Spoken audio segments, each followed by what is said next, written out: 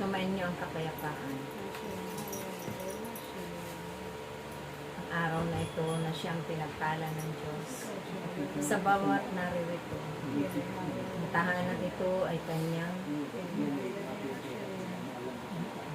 pinagpala din. 10 ng mga naririto. At nakaluklok ang kanyang trono sa pamamagitan ng pag-ibig ng bawat isa sa inyo. Ito ang naging daan upang siya ay papurihan at igalang.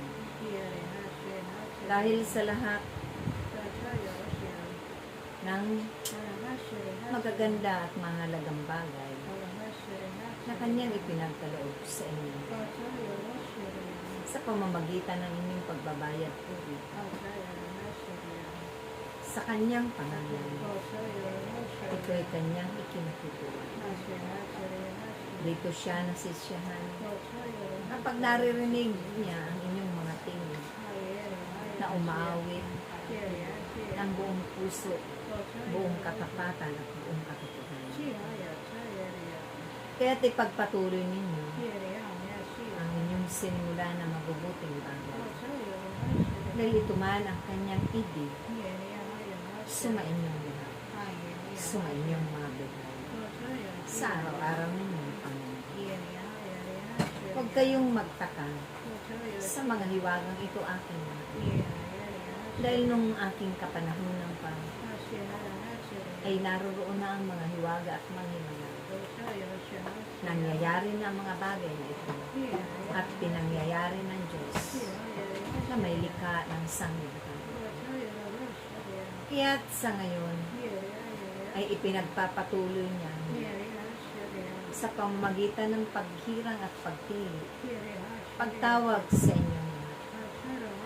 At sa bawat tahanan na naluluklok ang kanyang dambana ay napakapala. Sila'y babaguhin din ng Diyos na inyong mga mahal sa buhay. Darating ang panahon at pagkakataon na siya ang bahala sa lahat ng iyon. Kung kaya't kayo man ang inyong mga ipinapanalangin ay tunay na kanyang tutulungan. Kaya't huwag kayong mag-alala at huwag kayong mababahala. Ay uusad ang panahon. Ang inyong mga kapwa-tao ay maunawaan din ito. Dahil bubuksan ng Diyos ang kanilang mga puso't isipan. Maririnig nila ang tinig ng Diyos. Makikita nila ang mga himala at hiwaga.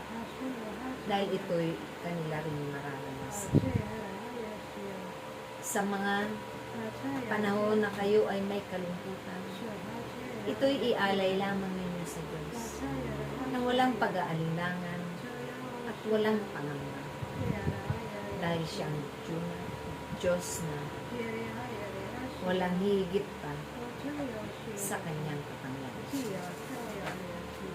Naroroon ang kanyang mga angheles sa kalangitan na nagpupuri at nag-aawitan.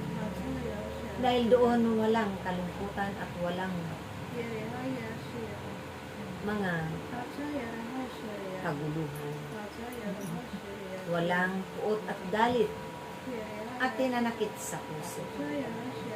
Lahat kasiyahan at kagalakan lang ang umiiral doon.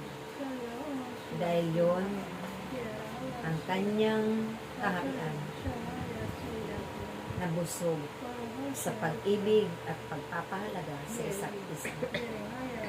Naroon ang mga angheles at mga banal, mga santos, at ang inyong mga kapatid na nagpupuri ng walang hanggan. Habang kayo rito ay magpapatuloy sa inyong simulan, mga tungkulin, hanggang wakas na inyong buhay. Kaya huwag ninyong alalahanin ang kanyang mga ipinagkatiwalang kapangyarihan at tungkulin na inyong pinanumpaan sa Diyos. Nararapat lamang ito ay hingi lagi ng gabay at pangunguna namin. At nakatitiyak kayo kapag ang Diyos ang siyang naghahari at nagkakaisa kayo na nag-iibigan, ginaganap ang lahat ng mabubuting bagay at ibinabahag ito sa kapwa-tao. Tunay at tiyak na kayong lahat ay magkakaroon. Walang kabiguan sa piling ng Diyos, aking mga anak. Lahat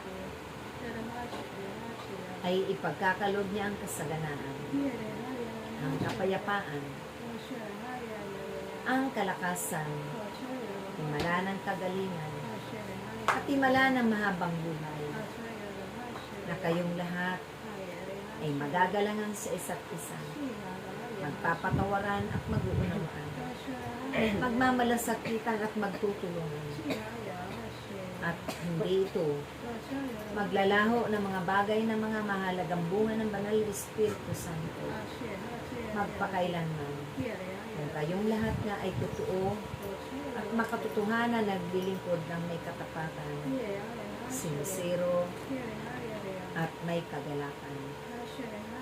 Nawa, nauunawaan na ninyo ang mga bagay-bagay na aking itinuturo ng aking kapanahonan pa.